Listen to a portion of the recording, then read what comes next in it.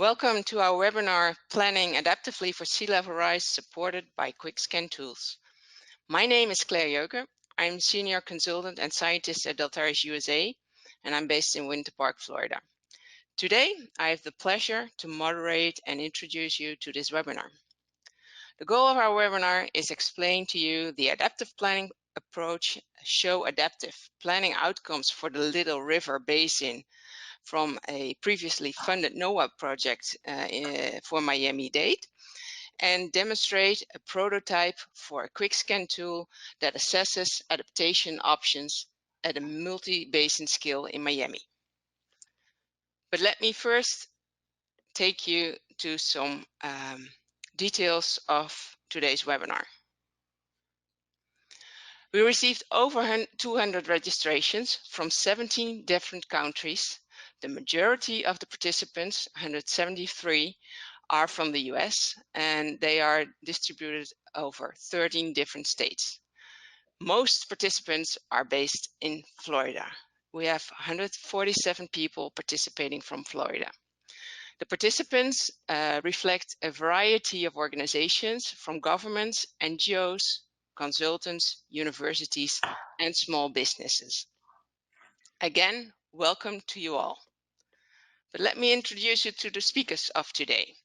Our first speaker is Dr. Jayantha Obeysekera. He is a research professor and director of the Sea Level Solutions Center of Florida International University. Our second speaker is Akintunde Obesina.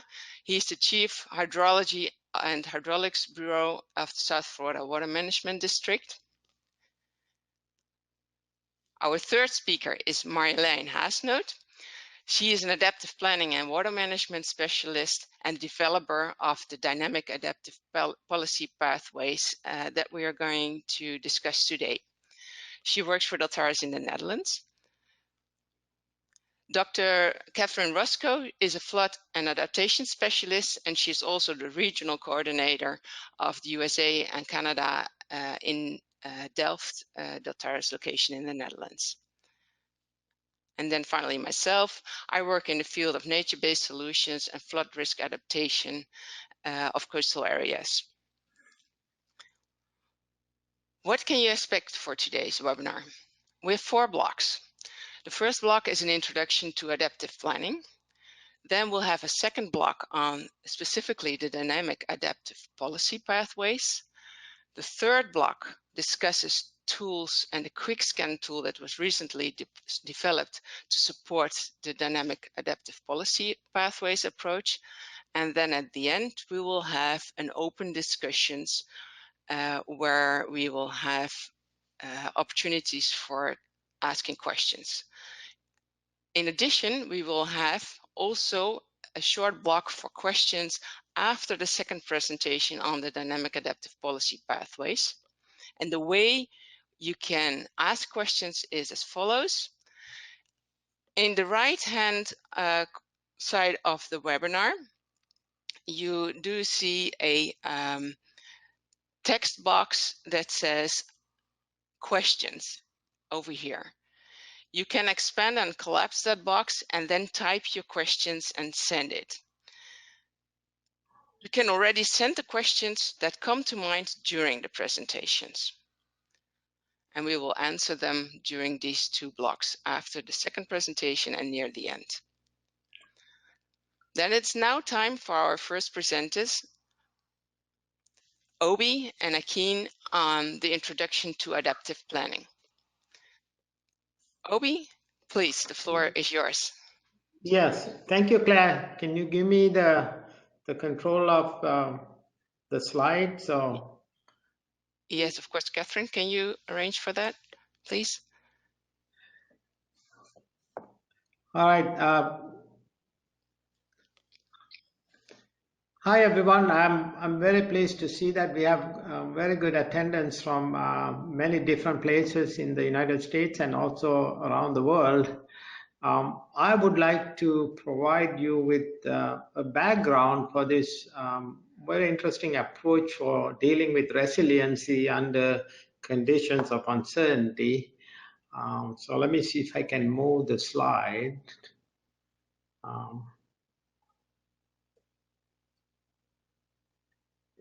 Kathryn, can you let me move the slides, or can you move the slide? Yes, we are doing that right now. Okay. I must tell everybody we are in different countries, different places, and this is the marvel of technology that we could present this webinar from many different places. Can you try it now and see if it works? No, maybe you can move the slides for me. Do you want to just say next slide when you're ready? Yeah, next slide, please. Yeah.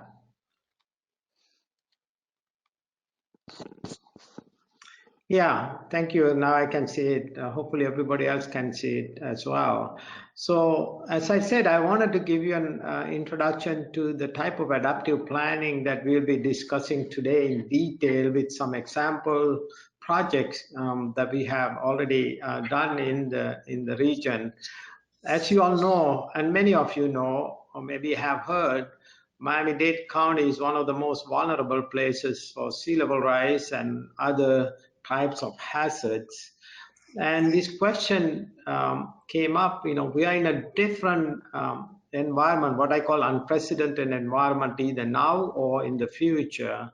So the question is, how do you do planning in such an environment? And a few years ago, we realized this is an important topic and approach. So we applied for a funding for what is known as a development of short and long-term strategies for resiliency in the region. And it was funded by the Florida Department of Environmental Protection, specifically the Florida Coastal Management Program. And it was basically the funding was given to South Florida Water Management District, one of several water management agencies in Florida. And we have a history of collaborating with Deltares in the Deltares USA and also Deltares in the Netherlands. And they pioneered some of the techniques that we are going to be talking about today. And my office, FIU Sea Level Solutions Center at Florida International University. And we have our regular collaborators, the Miami-Dade County Office of Resiliency and Emergency Management, and also the City of Miami.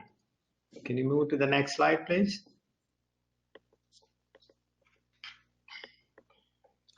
So we are in a new environment, as I mentioned. We need a new paradigm for planning for resiliency. The reason is that, as I mentioned, and I will mention it again, we have many uncertainties in future conditions that we are trying to plan for. And I really like this approach of Karen De Bruin in Deltares. She had a paper on 5 principles of resiliency. And I'm hoping all of you who are listening will pay attention to these when you are trying to be resilient in the future. First, we need to have a systems approach.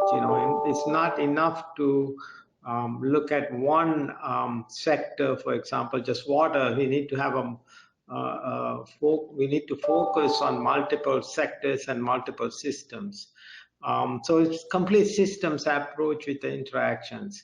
We also need to think about beyond design events. Traditionally in planning, we only look at design event for a design life and then design it and assuming it will work for the entire design life. In this environment, you have to think beyond design events, and I will explain later why. We also have to have the approach of what we call remain functioning. In other words, infrastructure, even after an event, should remain functioning. And I think that needs to be factored into planning. And we also need to think about having a higher recovery capacity by focusing on social and financial capitals. And I think those are also important aspects of resiliency planning that would require what we call co-production. And finally, we need to remain resilient into the future. So we'll explain a little bit more detail later on when we talk about some of these principles. Can you move the arrow, please? Okay, so what are the implications for a place like Miami-Dade County? I'll explain some of the issues of uncertainties we have to face. But as the principle suggests, we need to plan for the future, not for the present or the past. And that's the traditional, what we call stationary approach. We need to think about non-stationarity in planning. But more importantly, projections can be deeply uncertain. And this word deeply has some meaning. Sometimes we can't even associate probabilities for that uncertainty. So we are in a situation of what we call decision making under deep uncertainty, and I will get back to it later. Then we also know that the price tag, given the type of projections we have, can be very high, and the financing can be challenging. And I think that's something that every community is facing. So I think that's something we need to keep in mind. So given all this, I think what we call smart phasing of adaptive strategies is desirable. In other words, we don't want to try to build the biggest project up front, assuming it will work for the entire design life. But can we phase in a smart way this adaptation so we can incrementally adapt to the changing conditions? And this is the fundamental premise of this approach called dynamic adaptive policy pathways. Next slide, please.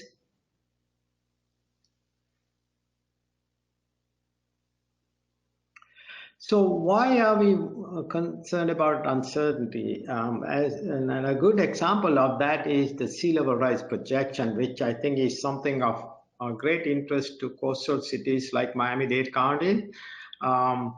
We have a very large bandwidth, and uncertainty has increased over time. In other words, early 1990s, the projections was much smaller than what we are seeing today, and it seemed to keep every 4 years, or whenever an IPCC report comes out or local reports come out, they keep changing a lot.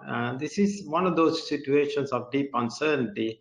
And we also see newspaper articles quite a lot, particularly for this region, that the rising seas will affect most cities by 2050. This article from New York Times is an indication that many articles are coming out with the effect of this type of hazard. Next slide, please.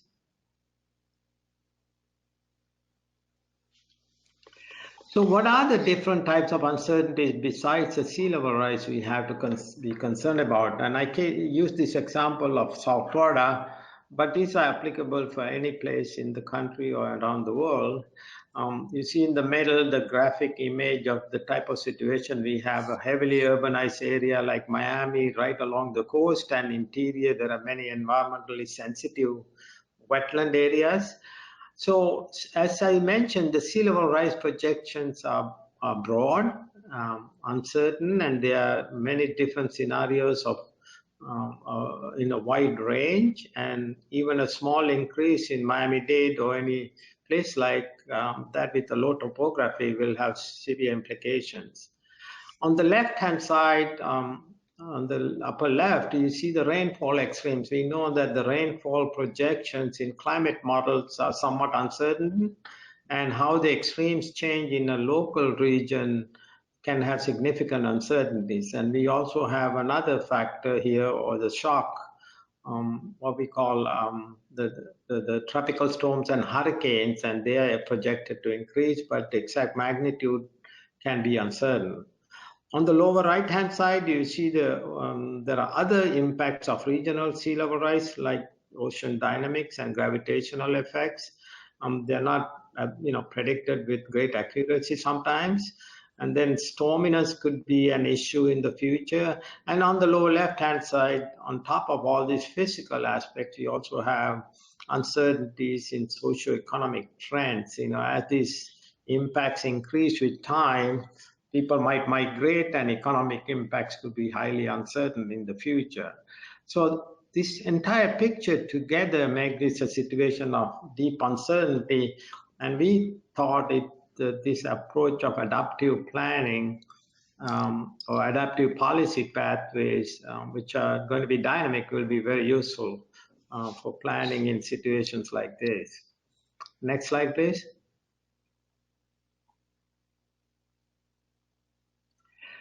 So what are the different types of methods for what we call decision making under deep uncertainty, or in short DMDU? I was in a conference in Oxford, and it was a great conference on decision making under deep uncertainty. And what you see on the right hand side is actually a book that was published on that topic. Unfortunately, if you go to Springer website, you might be able to get a free copy of that thanks to some sponsors. It's an open access book. So there are three primary methods of DMDU that we have been interested in. The first one is what we call robust decision making, that was pioneered by RAND Corporation in the United States. This has been applied to both a couple of counties in Southeast Florida. And the other approach is what we call the decision scaling or stress test approach, or also known as bottom-up approach.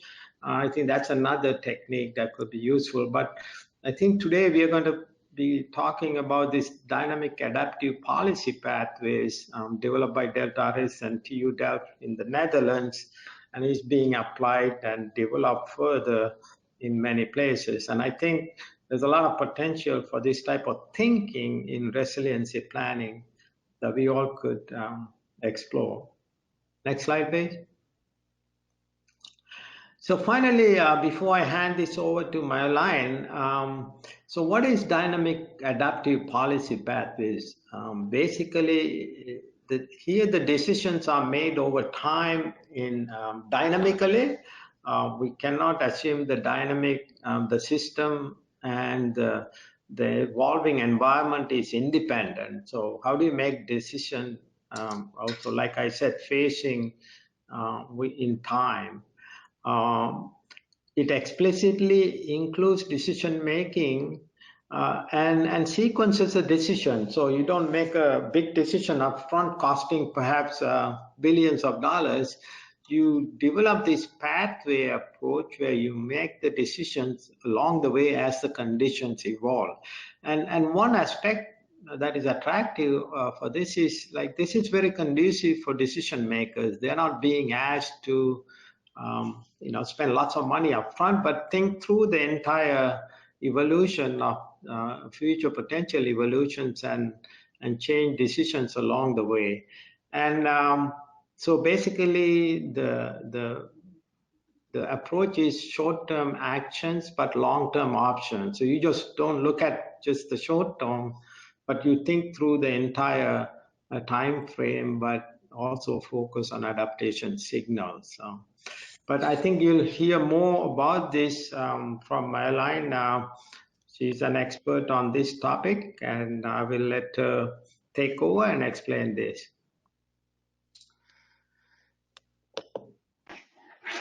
Well, thank you, Obi. So I will explain more about the dynamic adaptive policy pathways. Let me see if I can go to the next slide.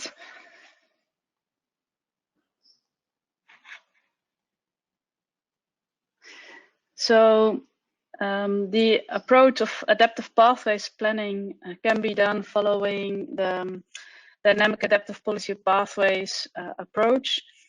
So in that approach, we have a systematic framework that helps to answer the following questions. So most of the decision makers and planners, they wonder, so what are low regret actions that we can take now, but also contribute to future goals? And what actions do we need to do now, or what actions can we postpone? And how to prioritize all these actions? So what actions are robust and also flexible to perform well on a wide range of futures? And these are very important questions that decision makers are asking because there's such a large uncertainty about the future, and projections about, for example, sea level rise, they're updated continuously, and so they're confronted with some new information. So the DAP approach does this by considering decision making over time and also different sequences of adaptation pathways, like different sequences different roads leading to Rome, you can also explore different sequences of how to adapt to changing conditions. So this makes DAP unique in comparison to some of the other policy analysis approaches. So this figure shows the different steps that can be followed for DAP. And in a way, it's very similar to many other long-term planning approaches that are used in practice. But there's a few key elements that are different. So one of them is the identification of different of the vulnerabilities and both the opportunities in terms of what we call adaptation tipping points. And I will explain them later. But in short, they describe thresholds or conditions under which additional actions are needed. So once you know your vulnerabilities, but also your opportunities, you can identify actions. And each of these actions, they also can have an adaptation tipping point. And then when you have a better idea on the vulnerabilities, the opportunities, and the actions to address these vulnerabilities or seize the opportunities, you can explore different sequences of actions. And then you will end up with different adaptation pathways. And based on the idea of adaptation pathways, which are not the end goal in itself, but then they can help you to identify different short-term actions, which can be done on the near term to make the necessary adaptation, but also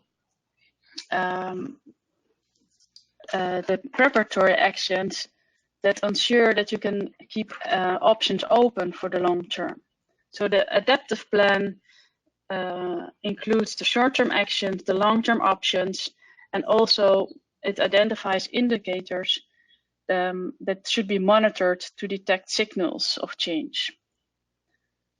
So after implementation of the short-term action, you start to monitor and to detect these signals of change to know when to implement the follow-up actions or when there is a need to reassess the plan that was developed.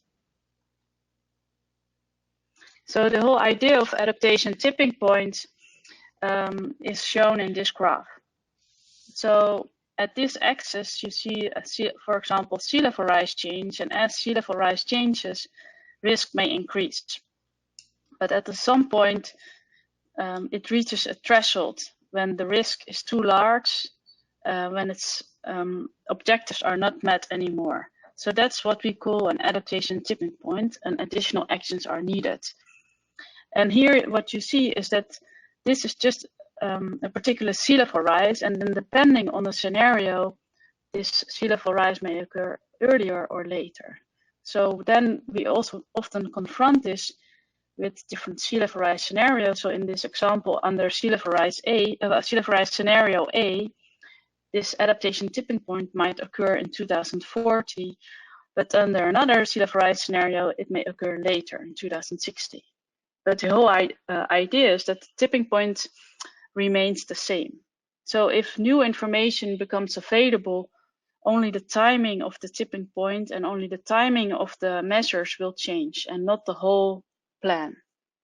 So, and this makes the approach less dependent on the scenarios and the updated information, and like Obi already showed in the graph in the New York Times, that this information on sea level rise scenarios changes, and this makes the whole analysis more robust.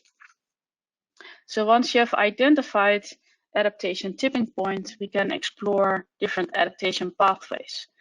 And an example of adaptation pathways map is shown in this figure. So you see here again the change in condition, which can be, for example, sea level rise.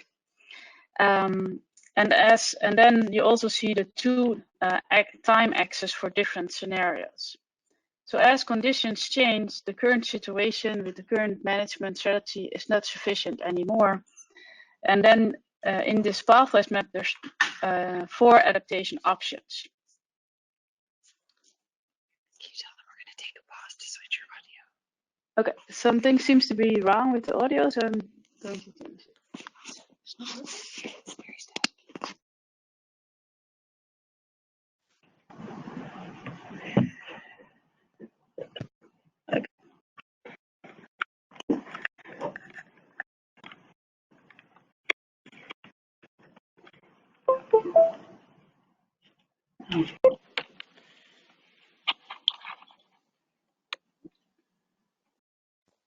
Maybe we can ask others to mute just in case. I'm muted. Yeah. Can you hear me now? Is this better? Yes. Yeah. Okay. Thank you. Okay. I hope people were able to follow it. So this example of adaptation pathways map shows again the changing conditions and the different timing of these conditions. And then as the conditions change, we may not be able to reach our objective. So in this example, it could be sea level rise, and then risk may increase. And this pathways map shows that there's 4 adaptation options. And then we can follow, like a metro map or subway map, we can follow our different routes to our destination. So we can follow from the current situation, we can switch to action B, but also this action can reach an adaptation tipping point when the risk is too large. Then we can switch to, for example, action C, and then this action is sufficient in the low end scenario for the next 100 years, but it might be needed in a high-end climate change scenario, for example, that we may need to switch to action D. And then we can evaluate the different pathways on their cost and benefits, for example, with a scorecard, which is shown here on the right. You can see the list of adaptation pathways and an indicative with pluses and minuses of the costs and the benefits, and also the co-benefits. So some of these pathways are less costly, but they have also negative co-benefits. And then depending on the preferences, we can identify an adaptive plan. For example, an adaptive plan could be to start with action C, and then if needed, switch to action D. And of course, the monitoring is very important as well. And ideally, we get signals from observations or projections on how the future unfolds. For example, we get more information, uncertainty is reduced about sea level rise, and this should be early enough that there is still enough lead time to implement the follow-up action before a tipping point is reached. So in this example, you see before each tipping point, there's this kind of decision node and also a triangle showing that the signal needs to be before that.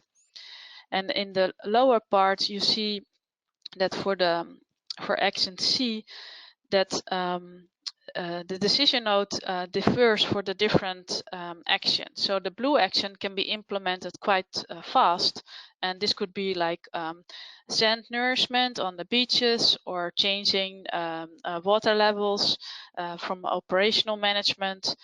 But building water infrastructure, for example, that takes much more time. So the lead time and the decision point is much earlier.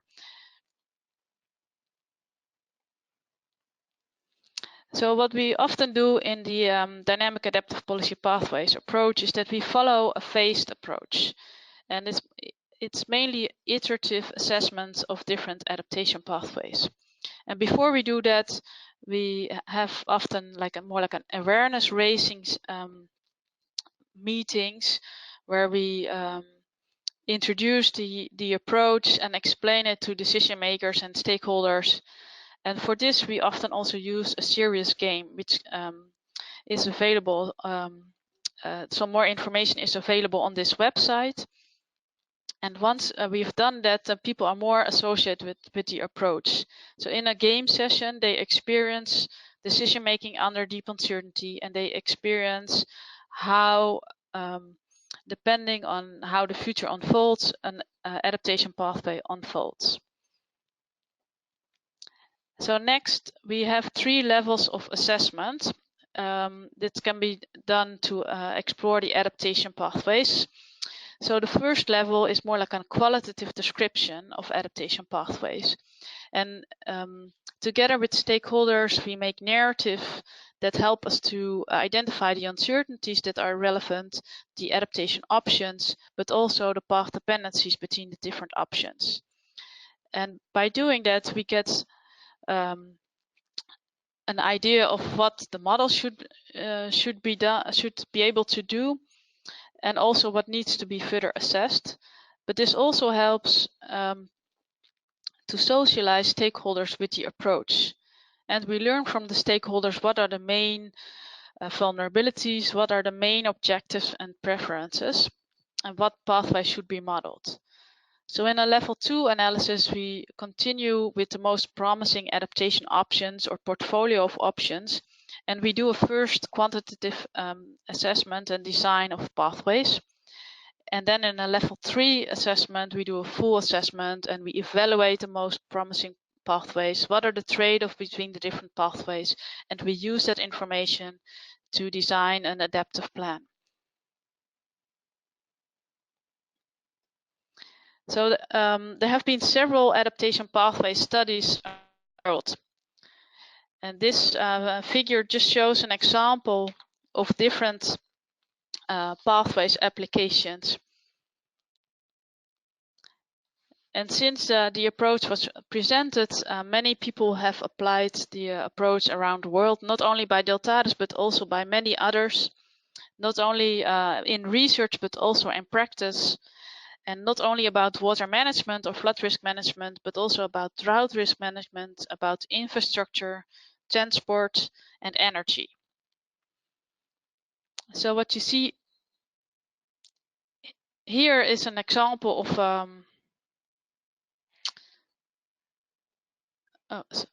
something changed with the slides. What you see here is an example of where the pathway studies have been applied. So the red stars are the applications in practice. So we've done several studies in the US. So for example, for Miami, which we're going to talk about later. In California, we have done a study for the San Francisco Water Utility Company. We are currently doing a study on compound flooding and adaptation pathways in Louisiana. There are several studies in New Zealand, in Australia, and in the Netherlands. The Delta program is a nationwide program that helps to prepare the Netherlands while there is uncertainty about the future. Several studies have been done in developing countries, and this is slightly different from the other studies, because these in developing countries it's more about development pathways, while there are uncertainties about climate change. So it's more about the question how to enable socioeconomic developments. So in addition to these studies in practice, also guidelines are starting to emerge. So the adaptation pathways approach was mentioned in the guidance on adaptation in California, but also the US Army Corps has developed a guidance on flood risk assessment, which is a combination of the adaptation pathways approach and the decision scaling approach. In New Zealand, there is a national guidance on adaptation to sea level rise. And in the UK, they are developing this guidance on flood risk management using adaptation pathways, but this is still under development. So now I will explain more about this previous study which we have done in Miami in the C7 basin in 2017 that Obi already mentioned. This was a project that we've done for the South Florida Water Management District together with the RAND Corporation and ADA, and was finished in 2017. So also here we've explored adaptation pathways first in a kind of level 1 analysis, and I see some of you that were attended this meeting are already present at this webinar, which is nice, I think. But what we've done is that together with stakeholders, we first looked at the vulnerabilities and identified adaptation options, and then also explored different sequences of adaptation options and their path dependency. And what you see in these pictures is different groups, and by doing this in different groups, and also we explored different futures, but also different types of adaptation pathways with different measures. And then based on the outcomes of this workshop, we kind of sketched some first adaptation pathways, and this also helped us to identify what kind of portfolio of measures do we want to model and explore further. So then we have assessed the following adaptation measures, or portfolio of measures, I should say. So of course we have a reference situation without any adaptation. We looked at a group of measures which we call M1, which are all local flood mitigation measures like flood walls or exfiltration trenches and local pumps. Then we looked at more regional flood mitigations option, which is like a large pump at the end of the little river, the S27 coastal structure, which is more like a huge pump. And then we looked at different land use mitigation options, which involved raising roads and buildings to 6, 7, or 8 feet. For each of these portfolios of measures, we did a quantitative analysis where we used different rainfall intensities, a storm surge, and a few sea level rise scenarios. And then ADA, the consultant, put that into a hydrodynamic model, and we did an impact assessment of the water depth on different damages as a result of flooding for the current situation and also for the different adaptation options. And based on that, we did a tipping point analysis, and then we explored the different pathways.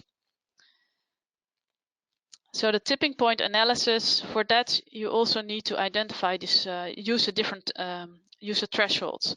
So here we explored with the objective that the expected annual damage should not become worse if conditions change. So that would be our current, the current expected annual damage is the threshold. And then we used the outcomes of the models to assess whether this threshold would be exceeded or not. So here you see an example result. In black there is the situation without adaptation measures, and then as sea level rises, the expected annual damage increases. And then the threshold condition is that it should not become worse. So soon additional measures are needed. And for example, the M1 measures in green, they can shift this adaptation tipping point, and they are sufficient to keep the expected annual damage at the current level until a sea level rise of 0.55 feet. But what you also see if with the M3 measures, the land use measures, that can take you up to a much higher amount of sea level rise, about 1.56 feet. And then depending on the scenarios, the timing of these tipping point is different. So the tipping point for the M1 measures in the sea level rise 1 scenario is around 2045, and in the sea level rise 3 scenario is around 2025.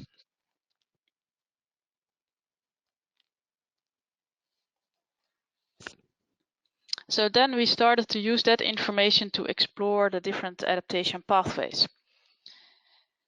So here you see again the start of an adaptation pathways with sea level rise and the different adaptation options that I explained before, and the M0 without adaptation, which already reach a threshold of expected annual damage, which should not be exceeded as sea level rises. So that's at 0.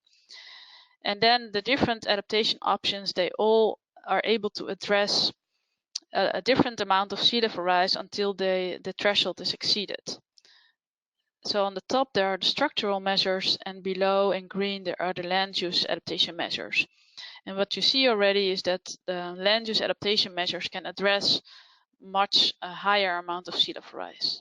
And now you can start to explore different pathways. For example, from the M2, the small regional structural measures, we can switch to a larger regional structural measures, or we can switch to a land use change. And all the different sequences of adaptation options are modeled, and from that we can show that in the end, if sea level rise continues, land use measures are needed, or we need to identify some additional measures that we have not explored in our analysis. But installing pumps can buy some time. So implementing all the structural measures, which is shown in this upper part of the pathways, can take you up to 1 feet of sea level rise for the C7 basin.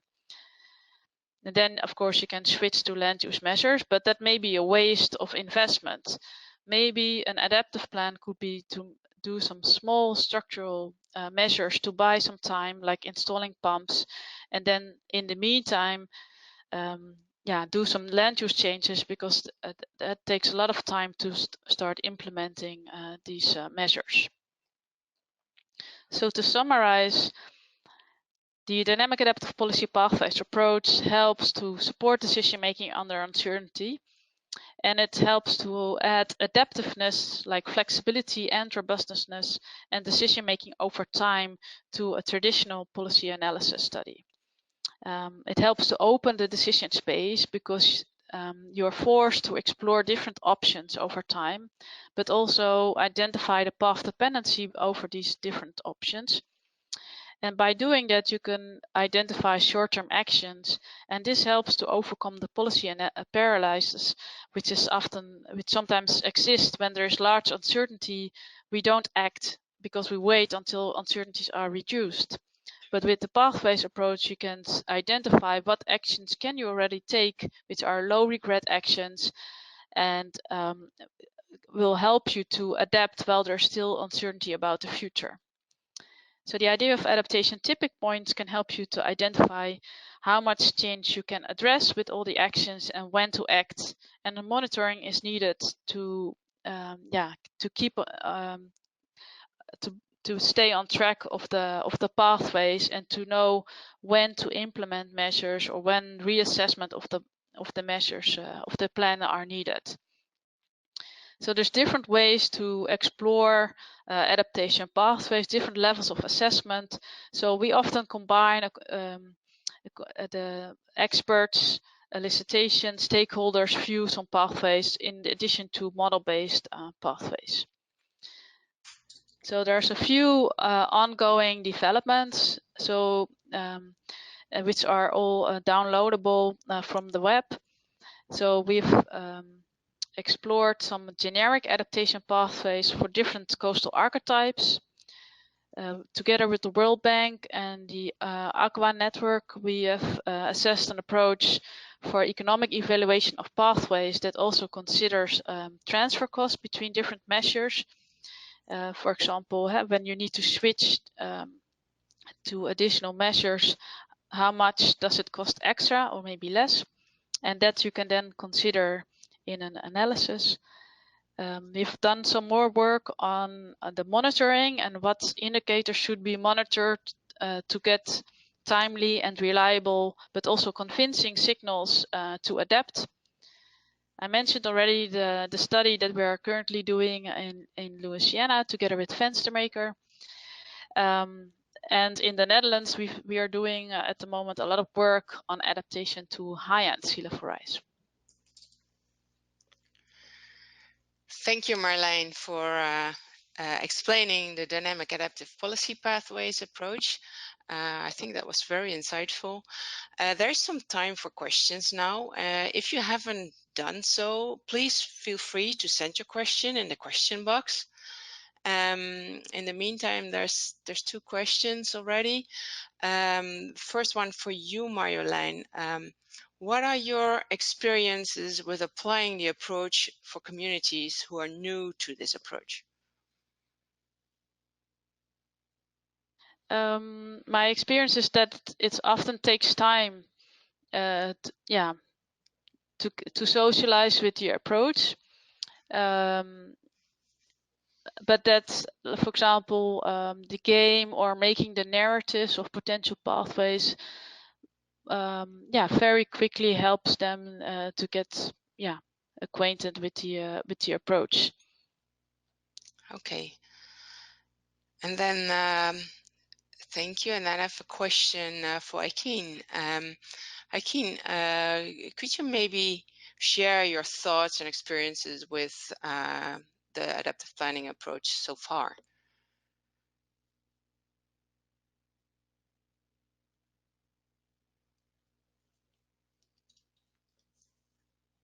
Obi, maybe need to. Let me tell ask Akin to say a few words, because I think his group and Watermatch District, initiated this project. So I'll let him speak. And I'll lump that into the question as well. Good morning, everyone. For everyone for whom it's morning. I'm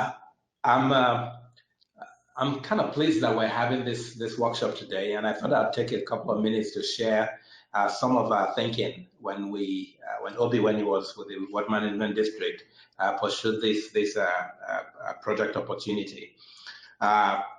We were at a situation at the district where we were beginning to make some progress on looking at our infrastructure and how we would adapt to sea level rise and climate change. And one of the things that became clear very quickly was that the numbers were going to be big. The cost for implementing the appropriate adaptation was going to be fairly significant, and the uncertainty around the technical work was also not particularly small. And the challenge that we, and I'm sure others had, was for policymakers who wanted to be good custodians of public funds and wanted to hold on to their fiduciary responsibility to act in the best interest of the public. There is often some paralysis when in taking action when you're looking at big numbers and uncertainty in some of the underlying signs. And we felt that if we could do good technical work, come up with proper adaptations, the one best additional tool that we would have to help our policymakers break this inertia of big numbers is to be able to provide them with tools that would allow them to make those incremental first decisions, the no regret moves, or decisions that they know would not preclude them from making additional decisions in the future. We explored a number of techniques, and DAP was one that we thought had some promise. We felt that it was somewhat intuitive. While the technical basis behind it might be complex, I think for most of our policymakers, we felt it was something we could explain and something that would help them make that first decision and then make subsequent decisions, hopefully a little bit easier and a little bit better. And so we were pleased that this project's going on. We're excited to see this is something that's going to be really applicable within our region, because we believe strongly that as we start taking projects up to our leadership, to our governing board, and to others, that the ability to take the projects as well as a tool to help them in decision making will make the difference between having a good plan that sits on a shelf and having a good plan that's ultimately implemented. So we're very excited at having the webinar today, and we're looking forward to the successful completion of this study. Now, to the question that was asked with regards to our experience, at this point we haven't used this approach in an active practical decision, but we have had the opportunity through the study that was mentioned with the C7 to walk through or to pilot how we would go through that process. I believe, though, that we've learned enough to feel comfortable or confident that this will be one of the suite of tools that we would be taking to leadership once we start making decisions on the expending funds on the adaptation. So that's kind of where we are at the point at the district. Thank you, Akin, for explaining your experiences so far. That's very insightful for us. There was a question related to your answer, and I'm going to pass it on to Marjolijn. Marjolijn, how successful has DAP been in other locations until now? You showed us the world map showing the uptake in national guidance documents, but what is for you the most compelling project application where DAP has been successfully applied? Well, I think a nice success is that the approach is in the national guidance for New Zealand. We were not involved in that ourselves, but we are working closely together with Judy Lawrence from New Zealand, and she developed this more like tailored guidance, for New Zealand. Sorry, it's my phone.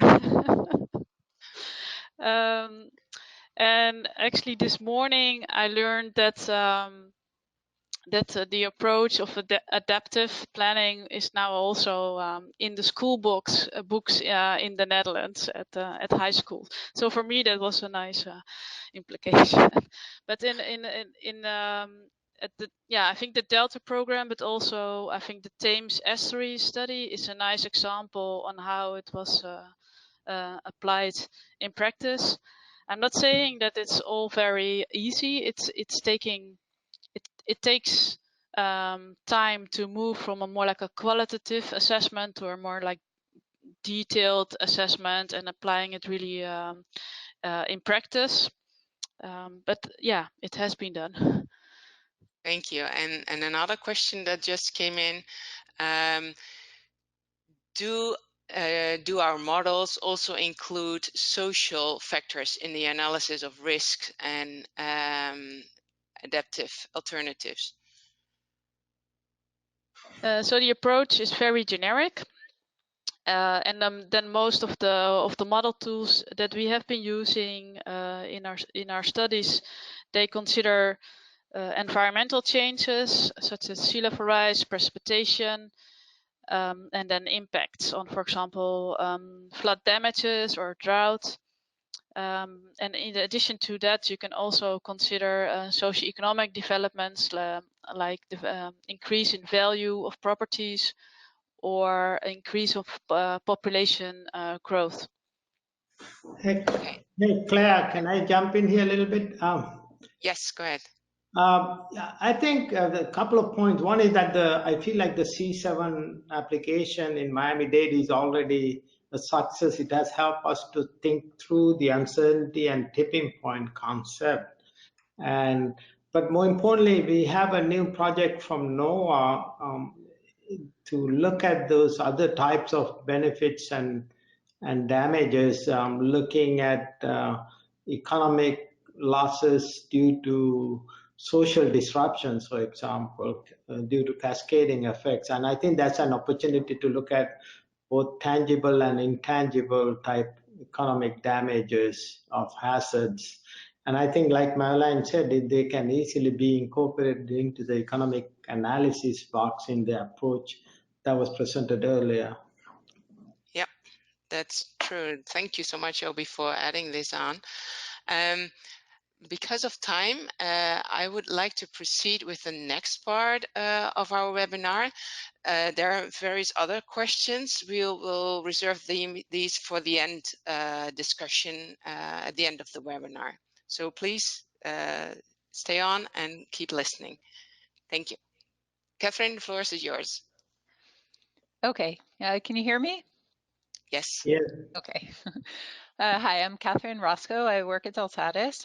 I'm originally from Miami, Florida. So I'm going to talk about, in my portion, the tools that we use to support the DAP approach. So the main focus of my of my talk is going to be about the quick scan tool that we've recently developed for Miami. But I do want to start with an overview of tools that we've developed that do fall under the umbrella of quick scan tools, I would say, that we use to support adaptive planning projects. I do want to say one thing. I don't know how many of you are familiar with Deltares, so I just wanted to say that we are a not-for-profit institute, and we are really committed to sharing the tools that we develop. So the tools that we develop, we share with no cost. So I do really encourage you, if you see something that you think is interesting for your applications, to get in touch, and we can help you get started. Okay, so I'm just going to run through kind of briefly touching on these and then jump into the quick scan tool that we just developed. So Marjolijn mentioned that we developed a serious game that is a fun and engaging way to get people to understand the need for adaptive planning. So this is a good way to get a community, you know, get their foot in the door, I would say, with adaptive planning. Sphinx is a compound flood model that's kind of similar to Delft 3D, for those of you that know that, but it's got reduced physics, which makes it run really quickly. So that makes it a great tool to do flood risk assessments in coastal areas where you have floods coming from the sea and precipitation and potentially rivers as well. Delft Fiat is a tool that we use extensively at Deltares in our adaptive planning projects and our flood risk assessments. It's a very flexible framework to calculate economic damages from flooding. It's very generic. You can put in your own information about exposures and vulnerabilities, and it combines that information with flood depth maps to determine economic damages. And it can be run in a batch mode, which makes it really ideal for risk analysis. Circle is an online tool that is excellent in workshops when you are looking at critical infrastructure in your system. So it's basically a way to organize and visualize information about critical infrastructure, including the dependencies that infrastructure have on each other. So this is can be really instrumental in a critical infrastructure vulnerability assessment. The adaptation support tool is also great in a workshop setting. It's a touch table application. It's map-based, and it's got dozens of blue-green infrastructure measures built into it. So in a workshop setting, you can implement these measures on your map, and it's got a simple water balance model underneath it that calculates the impact of the measure on a metric that you've defined. So for example, increased storage capacity. The Delft Fiat accelerator is in development. It's similar to Delft Fiat, except it's extremely fast because and it's also extremely easy because it uses global exposure data, which means all you need to do is input a water depth map, and you can get very fast estimates of your damage. So it's not as accurate, of course, as the Delft Fiat because it's using global exposure data, but it's just a fantastic way to get a very fast impression of your damages, and then even calculates risk. The criticality tool is based on graph theory, and it analyzes networks like road networks or electricity networks, and it identifies links in your networks that are the most critical. And you can overlay it with a flood depth map and essentially find which links in your network become inoperable, and it will identify alternative routes, for example, for a road network, or it may identify if an area of interest like a hospital is not accessible. So this tool is currently in development. And lastly, the pathways generator is a very handy tool if you're working with the pathways. yeah, it basically draws the pathways for you. So it just reduces the labor, the labor required to make these pictures that we show. So all you need to do really is to input once you have information on your tipping points for your different measures, then it'll draw these pathways for you. So that's really handy. Okay, I'm going to shift gears now and start going into the quick scan tool that we recently developed. So I'm going to start with this slide sort of to give you the motivation why we did this. So this is Marjolijn presented a similar figure. This is a little bit more generic because, again, this doesn't only apply to flooding. We're using flooding as an example. But you have a number of drivers for flooding that would be like sea level rise or precipitation. And that goes into, trying to make my mouse show up, goes into a hazard model. And for example, for flooding, that would be like a flood depth map, which would then go into a damage and risk model. And we would use those risk estimates under different sea level rises to estimate these tipping points. So this is what was done in the previous C7 study, and you can put in adaptation options, and those go into your hazard model. Sometimes they go into the damage and risk model. But these two components can be pretty time consuming. So it can take a long time to set up, for example, a hydrodynamic model. It can take a long time to figure out how to put your adaptation options into it. You often need to calibrate it. You need to, often the runtime itself is a limitation. And that means that you can only run, a limited set of input. So a limited number of adaptation options, limited number of drivers, and it's not so easy to go back and play around and change things. So we were thinking, what if we could take these two components and make them really fast, so that we could play with everything. We could add adaptation options. We could look at multiple drivers. We could even do things like change this risk threshold. So that was the motivation to make a quick scan tool. And so why would we want to do this? Well, the first reason is that we hear a lot from communities that there is a need for a quick way to understand your system, to know, what is your risk and where are the areas that are most at risk, and how does your system respond to climate change? How is your risk increasing under sea level rise, for example? And to understand something about the effectiveness of measures quickly, without a lot of initial investment. So, which measures have a lot of potential. They show a lot of risk reduction and can maybe withstand a lot of sea level rise. So we wanted a tool that would be able to answer these kind of questions, which we see out in practice are important for communities. A tool like this, we also felt would be a really engaging way to work with stakeholders in workshops to answer a bunch of what if questions in real time on the fly. What if we would implement something like this? What if we would increase sea level rise? What if we would change precipitation frequencies, etc.? And we also see it as an opportunity to be an educational tool to teach about the DAP process, because it allows you to, if you can make a tool like this, to play with the inputs and see what that does to your risk, see how that affects your tipping points, and see how that essentially, eventually would affect your decision-making process when you put it in the pathways. So these were all the motivations. Okay, so we developed the model for Miami-Dade County. We looked specifically at these 5 basins. And we developed the model first for C7. And we did this because we had the results. So these are pictures from Marjolijn's presentation from the 2017 study. We could use that to test and calibrate our model and then expand it to the other basins. Okay, so a recipe. So the ingredients for a quick scan model, I've said it before, but it's essentially we need a simple and fast hydraulic model, and we need a fast and automated damage model. And the steps we need to take, we need to calibrate this combined hydraulic damage model, and then we want to figure out how to implement hydraulic and land use measures in this simple model.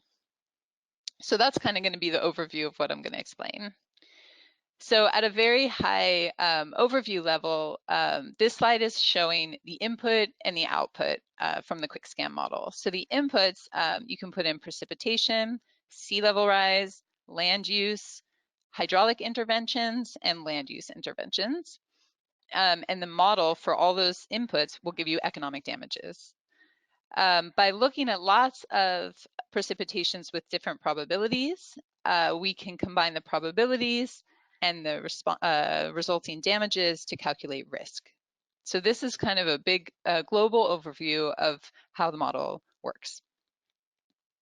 So if we look inside the model, you can see the two components that we need, the hydraulic module and the damage module. And you can see specifically where those inputs I just talked about, where they fit in. Some of them go into the hydraulic module, some of them go into the damage module, and some of them, like land use, goes into both.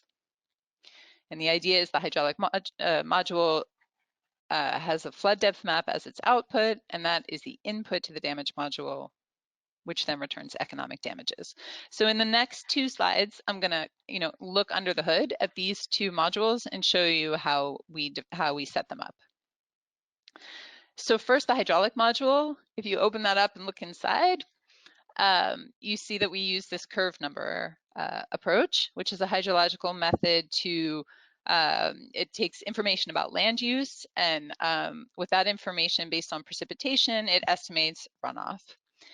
But in these systems, we have a lot of drainage infrastructure. So we took that into account by looking at historic data. We looked at precipitation events in the past, and we looked at how much water left the system via the drainage infrastructure. And we used that data to set up these, what we call precipitation outflow curves. So for a given precipitation, you can look and estimate how much of that water went out of the system via the drainage infrastructure, and we call that outflow. So if we know the runoff and we know the outflow, we can estimate the remaining water that we call the flood water, which is the runoff minus the outflow. So we took that water and we put it through a PC raster model, which essentially distributes the flood water over the basin and returns a flood depth map, which then is input to the damage module. So when we calibrated this hydraulic module, we did that via this precipitation outflow curve. So essentially, we adjusted this curve to best match the results that we had from the previous C7 study, where they used a more detailed model. Okay, so looking inside the damage module, this is actually our Delft Fiat model. So this was already developed. This model essentially takes exposure maps. So, what structures are in the basin, where are the roads, and we look at, for each different structure type, we look at potential damages, and each one has its own damage function. So a damage function tells you for water depth, a specific water depth, what fraction of the total damage would occur. And by coupling all of this information with the flood depth map, Fiat brings all that information together and returns an economic damage. Okay, so those were the components. Now I want to talk about how we modeled sea level rise in this simple model. So what we did was we did it via these precipitation outflow curves. So you can imagine under sea level rise, the ability to get water out of the system decreases. And so you can see that here we looked at two different sea level rises, 0.76 feet and 2.21 feet. The same ones that were used in the previous C7 study, and we saw a decrease in drainage capacity here for the first sea level rise, and here for the 2.21 feet of sea level rise. And these curves were derived. I'm sorry, I'm going to have to pause because my battery is running out. I have a plug in there in my bag. I'll try to keep talking. I'll say that these curves are were derived using the results of the C7 study. Okay, I'm plugging in and continuing. Okay, so I want to talk about how we implemented the measures in the model, but first I want to say what the measures are. So we use the same measures from the C7 study that Marjolijn discussed, and I'm just a refresher of what they were. There was this M0 measure, which was doing nothing. M1 was local flood mitigation. M2 were the regional pumps. And M1 and M2, we refer to those as hydraulic measures. And M3 was the land use mitigation. That's where we raised roads and buildings. And in our model, we just did to 6 feet. And that we called a land use measure. So these are the measures I'm going to talk about. So the hydraulic measures, the way we brought them into this simple model was again via the precipitation outflow curves. So similar to the sea level rise, you can imagine if you implement a hydraulic measure, you are increasing the ability of water to get out of the system. So that's what you see here. You see the precipitation outflow curve increases for the different measures. And here you can see M1, M2, and a combination of both. And again, these curves, the increase was derived using results from the previous study. Okay, so the M3 measure where we raise roads and houses, we brought that into the model via these damage functions. So I'm showing an example here. I think this one was for single-story homes. And what you see is the black is the current damage function. So that's, you see right away, with just a little bit of water depth, you're already accruing damage. If you raise everything by 6 feet, then for those first 6 feet, there is no damage. And only for flood depths above 6 feet do you start to accrue damage. So by changing this damage curve and bringing it into the model here, we're able to implement that into the model. Okay, so we did a pre-processing step to make this model incredibly fast. So this is the architecture I was showing before, but you can see here after we calculate the floodwater, instead of running it through PC raster and putting it into the fiat model, we do that offline first. So for lots of floodwaters, we calculate the economic damages and we create this lookup table of floodwaters and economic damages. That allows us now to only need to calculate the floodwater, go to our lookup table, and determine our economic damage from that table. So this makes the model very, very fast. So this slide I've called runtime. So how fast is it? So to run a single run, so a single combination of those inputs that I showed before, takes 2 seconds to run. So that would give you a damage and a flood depth map. If we want to run the full risk analysis with all of the measures that I showed and for 3 different sea level rise options, we're looking at 30 seconds.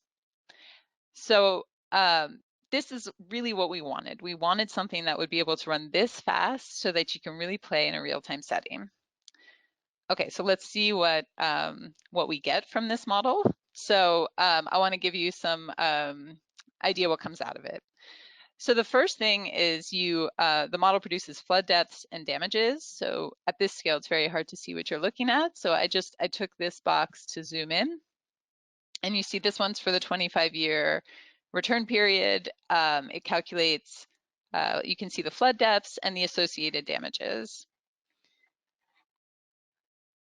Okay, on top of and you can get that for any combination that you put into the model. We also calculate risk because we want to use this for adaptive planning. So we looked at 3 sea levels, but there is no limit. You can look as many as you want. We used the same 3 from the previous C7 study, and we looked at 5 measures or combinations of measures. So we did M0, M1, M2. We did a combination of M1 and M2, and we did M3. And this shows you an overview of all of those runs, the output that we get. So what you're looking at here is the results of the risk analysis. So here you see the 5 measures or combinations of measures in this case. And on this axis, you see the risk relative to the current risk. So if you look at current sea level, which is the blue line, for M0, which is do nothing, that is your current day risk. So we give that one a 1. And everything else is relative to that value. So for example, if you look at sea level rise of 2.21 feet, if you don't do anything, it shows a risk increase of about 3 times the current risk under that sea level rise. You can also compare the risk between measures to see how much reduction you're getting in your risk. So you can see small reductions from these measures under current sea level rise, but a bit more differentiation under a high sea level rise. scenario. And you see for M3 nothing, and that's because in our model the risk was reduced to 0 with the M3 measure. So I just also want to state that in this 30-second run, you get this picture. So this picture comes out, and what you also get are tipping points. So this figure is also output from the model. And what you see here, similar to Marjolijn's picture, you see for this blue line is M0, that's the do nothing. And you see today, and here you see sea level rise on this axis. So you see today, this is your current risk. And the axis here, this is a fraction of current. So your current risk, we give a 1, and everything is relative to that. So you see with the measures, that's these other lines, that your risk drops down under the current sea level rise, under current sea level. And as sea level rises, that risk increases until you have passed your threshold. So in this case, we've got the threshold here at current risk. And so when that happens, those are your tipping points for your different measures. Now we compared our tipping points with the previous study. So these are the tipping points. Everything okay. These are the tipping points from the previous study, and these are the tipping points that the QuickScan model calculates for 3 different risk thresholds: current risk, 5% increase in risk, and a 10% increase in risk. And you can see if you compare the numbers in the same colors in these different columns, you can see that the agreement is very, very good. And I think it's, we need to say that it's not that surprising because we did calibrate to the previous study, but we didn't calibrate to tipping points. So seeing that the tipping points are following the same pattern as thresholds increase gives a good feeling that these results are reasonable. So using that tipping point information that we got from the tool in 30 seconds, we can then make pathway maps similar to what Marjolijn showed. So I'm showing here just a simple one with 3 measures, so M1, M2, and M3. And you can see, you can start thinking about how you want to approach your planning. So you could start with M1, and as you see that you're approaching your tipping point, you could decide to add the regional pump, which would, in this case, get you to about 1 foot of sea level rise. And as you see sea levels approaching, you can shift to the M3 measure, which will get you far into the future. And this, like Marjolijn said before, doing these kind of actions with the awareness of what's coming down the line allows you to use that time in a smart way so that you can start all the preparation you might need to look at changes in zoning and all the things you would need to think about if you really wanted to do this kind of measure like M3. Okay, so now I just want to tell you how we expanded the model. So everything I've shown up till now is for C7. What I want to say is for the other basins, the model is quite unique in each of the basins. So each basin has a different exposure. It has different land use, which affects the curve number. And it also has its own precipitation outflow curve based on data from that basin. So all of that is unique to each basin. What we transferred from C7 is the percentage change in outflow due to sea level rise and due to the measures. So for the measures, you could say, that's an assumption. It's no guarantee that the measures will have the same effect on outflow, same percentage effect in the other basins, but we found it a reasonable first assumption without any other knowledge about how they would work. And what I want to say is that it's really easy to play around with this. So if you're working with stakeholders and somebody says, nah, I think M1 in C6 would probably get, probably 50% more water out of the system for whatever reason, that's very easy to change. You can then put in the model that for C7, this percentage is higher. And then you can see how that affects your decision-making process, how the risk will evolve differently in C6 in the future. It's a simple thing to change. And 30 seconds later, you can look at the impacts. So this is 2 examples of results looking at multiple basins. So first, the one on the left, we looked for this figure, it's showing a risk threshold of current flood risk plus 10%. And you see sea level rise on this axis and those 5 measures that I mentioned, in this case, a combination of measures on the vertical axis. And each of the different color bars is for a different basin. And what you're seeing is essentially how far out, up to what sea level rise they can it can go until it surpasses this threshold.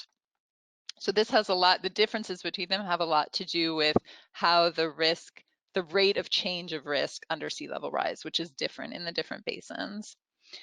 And the figure on the right is showing the case with no measures. It's showing how risk is different over the different basins. So you have the 5 basins on this axis, and what you're seeing on the vertical axis is risk, but it's risk relative to C7 baseline. So baseline is current sea level, that's this color, and for C7, you see this one gets a 1. So everything is relative to this. So you can kind of compare risk among the basins. You can see that C2 is a little lower, C6 is a bit higher, and C3 and C4 are quite a bit lower.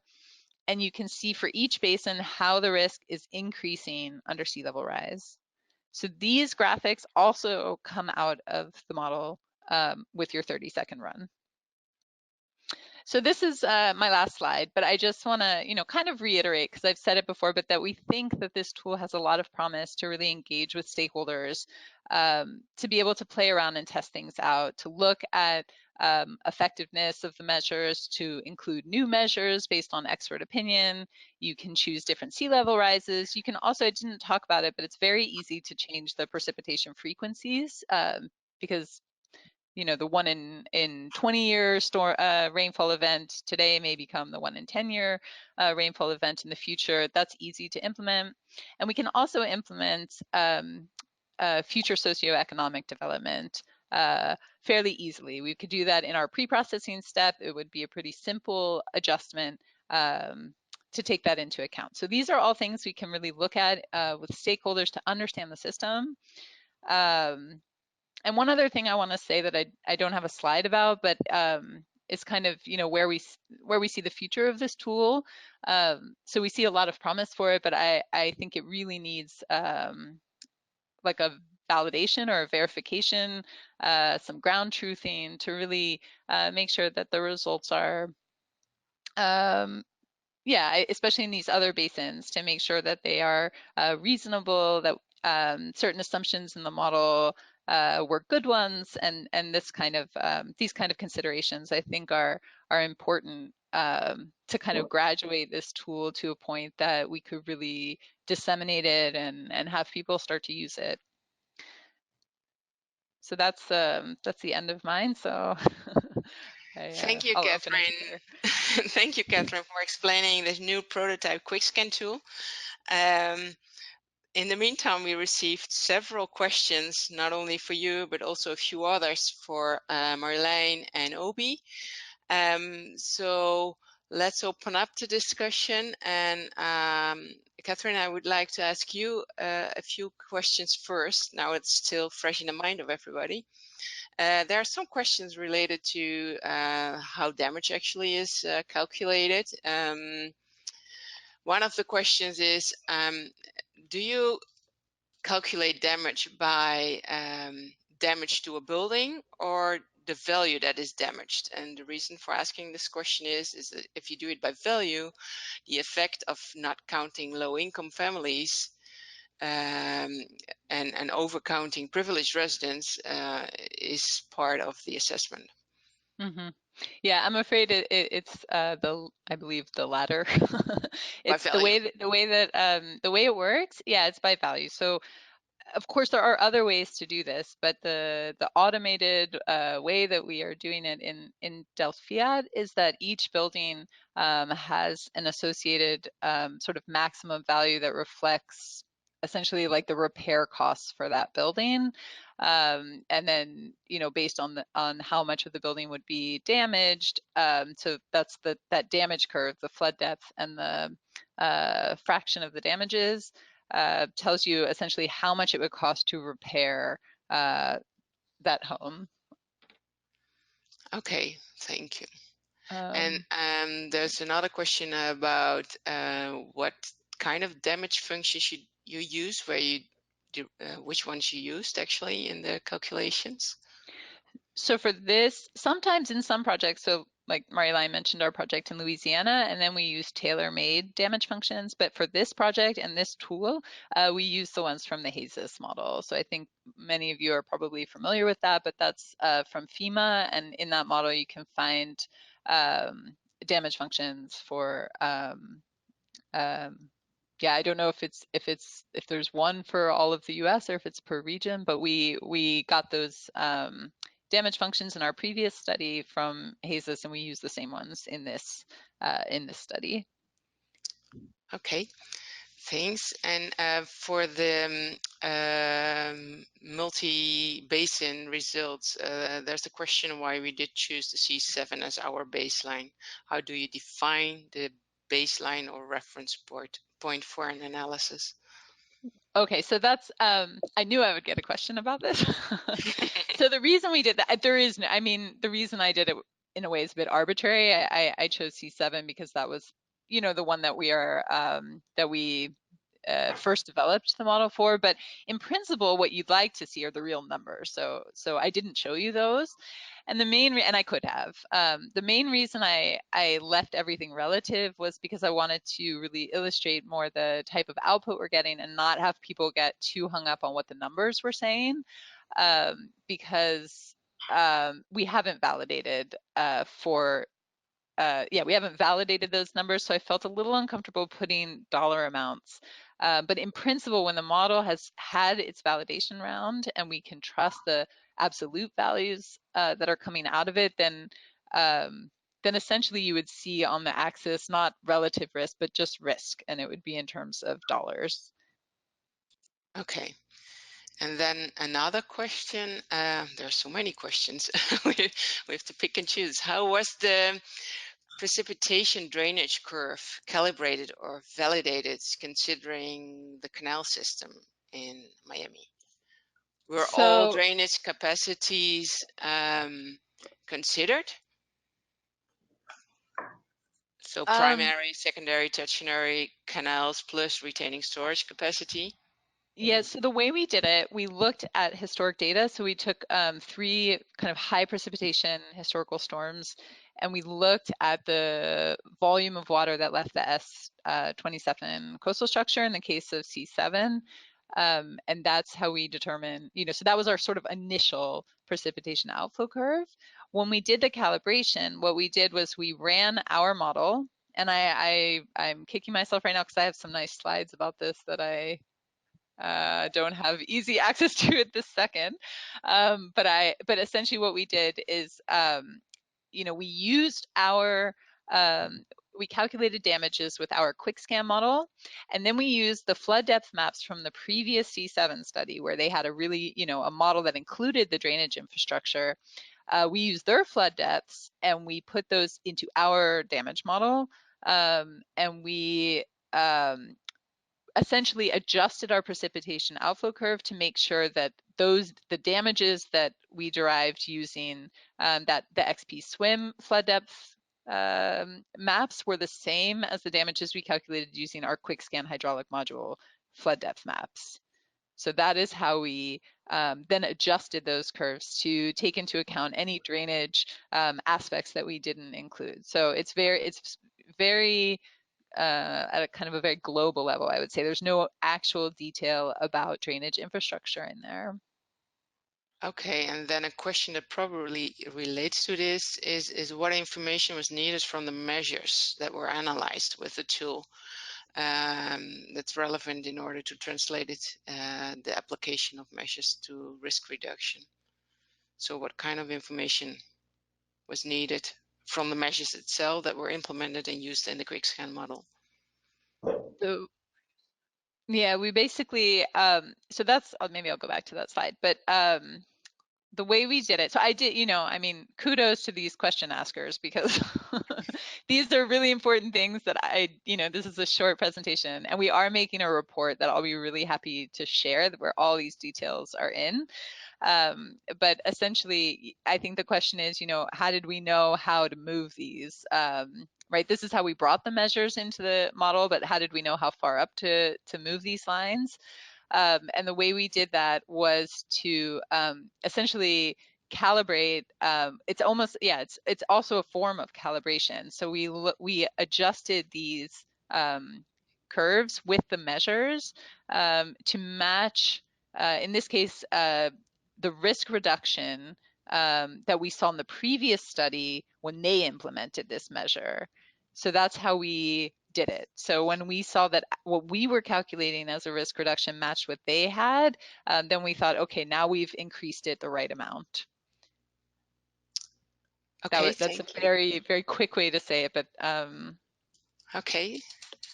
Thank you. Well, the report and also this presentation, they will become available, so people will be able to get into the weeds of it. Yeah, do you want to, I think, can I say one thing? I think this is a good moment to say it, but both Claire and myself and Obi will be at the Climate Summit in Key West in a couple of weeks. So I really encourage you to find us. We're even going to have a booth, so we're pretty findable. And I can talk about a lot of details. I can even demonstrate this tool and also any of those other tools that I showed on the first page. So that's an opportunity to talk about it in more detail, face to face. And then I have a question for Obi. The sea levels that were referenced or mentioned, the sea level rise projections, they are all referenced to Key West. And a question that came up is, can we use the same levels when we are assessing sea level rise in different parts of Miami or north of Brown County? Yeah, ideally, if you can hear me, ideally you want to use regional sea level curves. And I think the sea level curves that were available for the C7 study, they were referenced to Key West at the time. We didn't have the regional sea level curves. Now we are looking at regional sea level curves.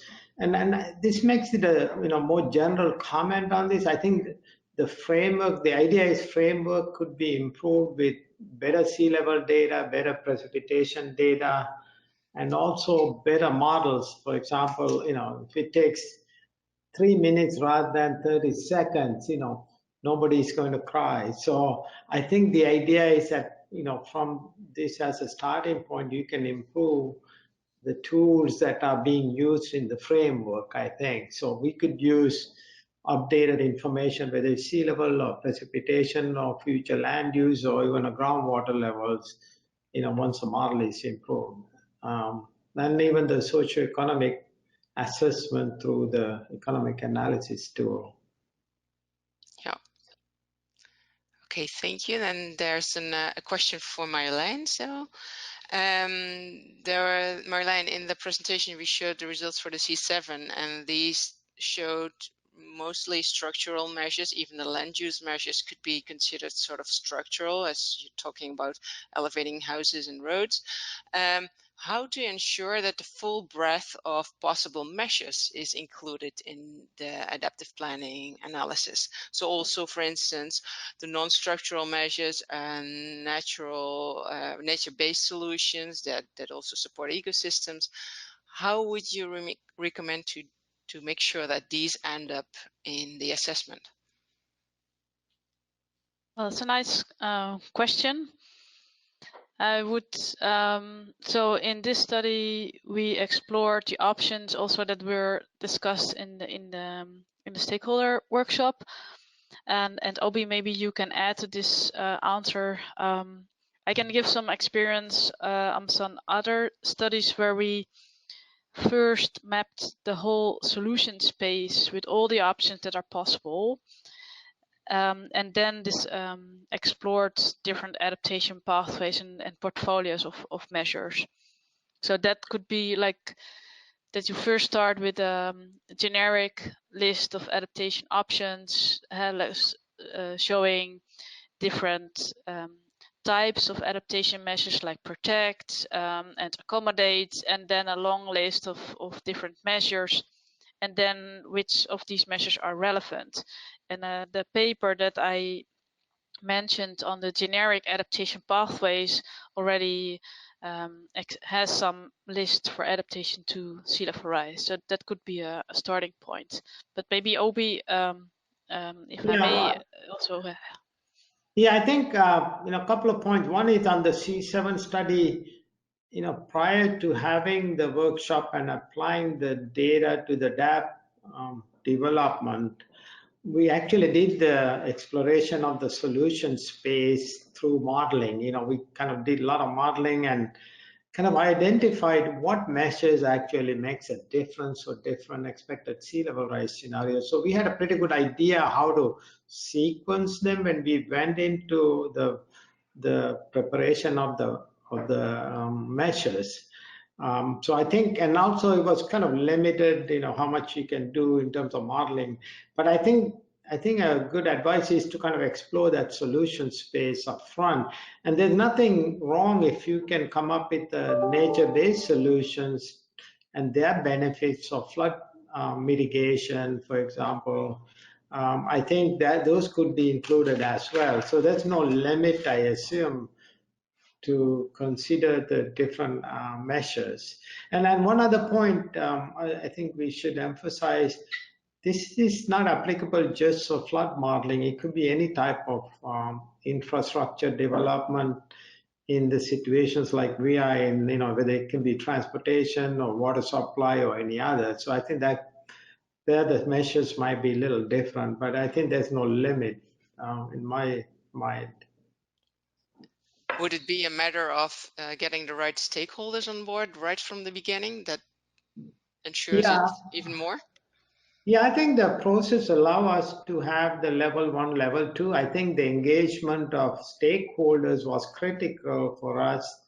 I mean, we brought all the right players at various governmental levels and even private sector into those 2 workshops, and we had the those roundtable discussions with maps to identify and query the people who know the system very well and ask them what are the threshold or tipping points. For example, one issue was like at what point of the groundwater level the road base might be impacted. So that type of local knowledge was very useful and helpful. And this is what we call a co-production approach for developing the measures and analysis together with the stakeholders. Yes. Thank you.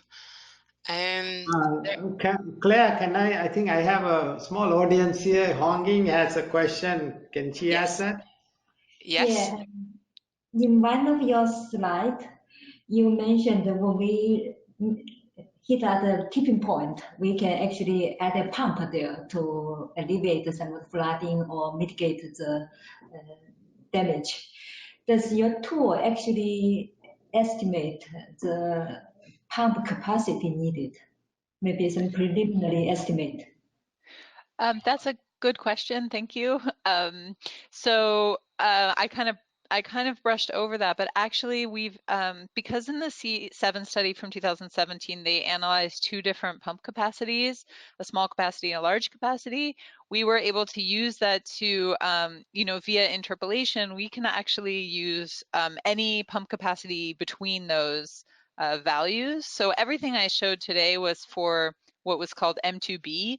In the previous study, it's a high capacity pump of, I think, I forget the exact amount, but it's a high capacity pump.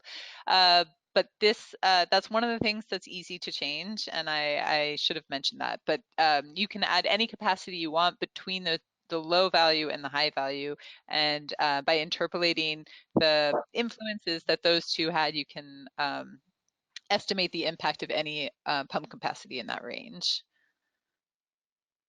Okay, so basically, does the range actually allow you to recalculate the runoff on the basin? Sorry, allow you to recalculate the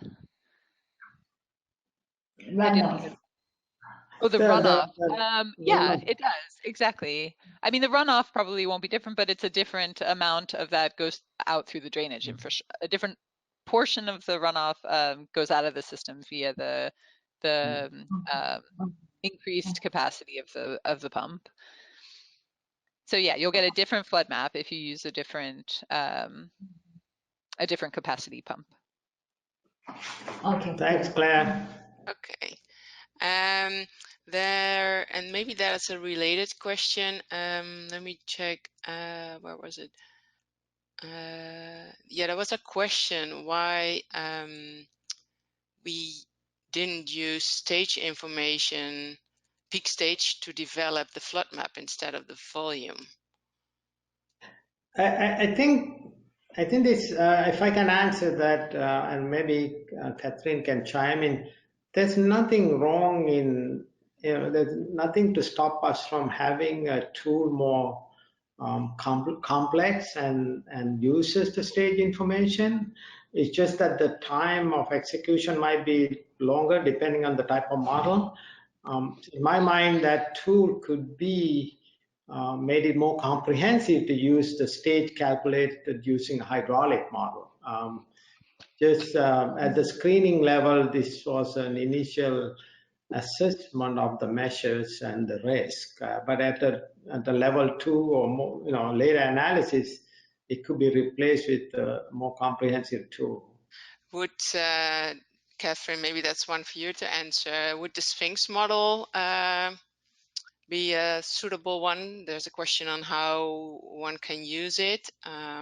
Would that be? So Sphinx is an excellent tool when you're looking for compound coastal flooding. The only problem with Sphinx in a case like this is that it doesn't include drainage infrastructure, and because that's such an important component of this system, it didn't seem like a good solution. It's really good when you're looking at hurricanes and things like that, where the drainage infrastructure isn't so relevant because everything is so incredibly flooded past capacity.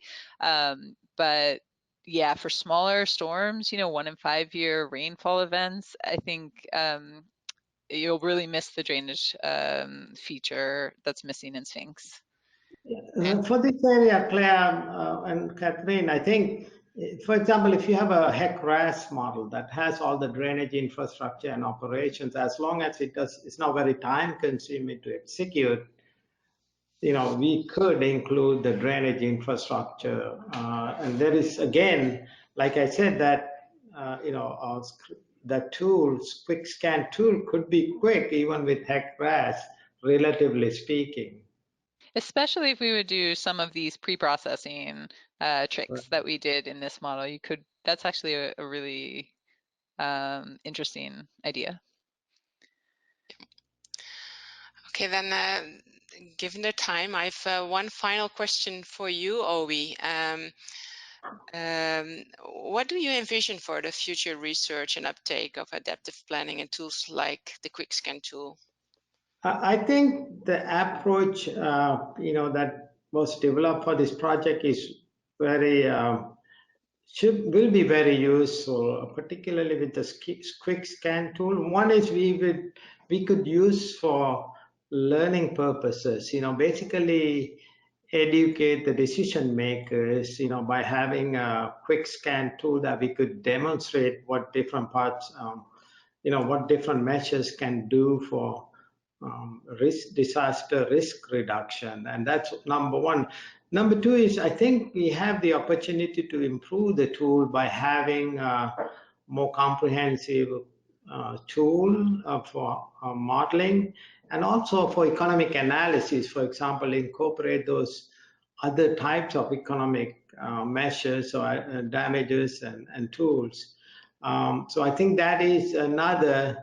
And I'm also, after Marjolijn mentioned that it is included in the school books, I'm thinking maybe that would be something I should think about. Can we incorporate this into, for example, in the Miami-Dade County School, introduce this to the, younger generation of this approach so I'll be interested in looking at that as well.